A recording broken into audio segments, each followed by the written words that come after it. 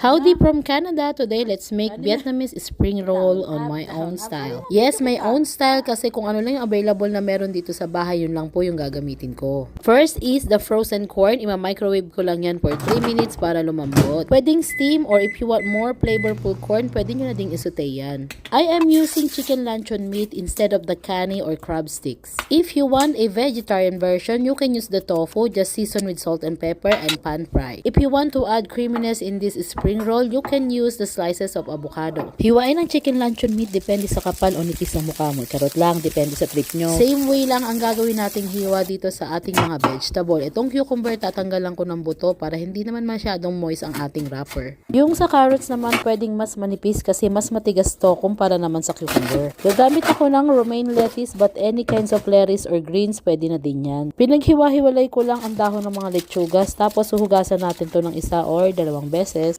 Ginamitan ko to ng spinner para naman hindi masyadong matubig yung ating dahon. Kung wala namang ganito, pwede namang salain na lang para doon matiktik yung tubig or punasan nyo ng paper towel. At itong mangga, munti ko nang makalimutan, hihiwa-hiwain ko lang din to ng same size dun sa mga nauna kong hiniwa na gulay. Masarap din tong lagyan ng dahon ng cilantro or dahon ng sibuyas for added flavor at saka kulay. This is the rice paper, very translucent siya. Pag nabasa pa yan, mas lalo yung hindi na makikita. Ikot-ikutin lang sa tubig. Do not overdip the wrapper in the water kasi habang binabalot mo pa yan, lalambot pa yan, mahirap na yung balutin pagka masyado siyang na-dip sa water. Una kong nilagay yung lettuce at bahala na kayo kung ano pang pagkakasunod na gusto nyong ilagay dyan. Tapos nilagyan ko ulit sa ibabaw ng lettuce ni Rollo at saka ko hiniwa. Mabilis lang tong gawin kaya subukan nyo na din. Yung sasama nito, nagtimpla ko ng patis, sugar at konting tubig tapos nilagyan ko ng sili. Ang lasa nito ay sweet, salty and sour pero masarap ng combination para sa spring roll. Ang talagang pares din nito ay yung peanut sauce pero meron akong ditong creamy sesame sauce. Yung lemon naman dyan ay para yan sa sesame sauce kung gusto mo ng maasim-asim. Matamis kasi yan. O siya, food trip na. Shoutout pala kay Maru Yanso ng Antipolo. Salamat sa panonood o pagla-like ng mga videos ko. O siya, piling vlogger na naman tong si Pango.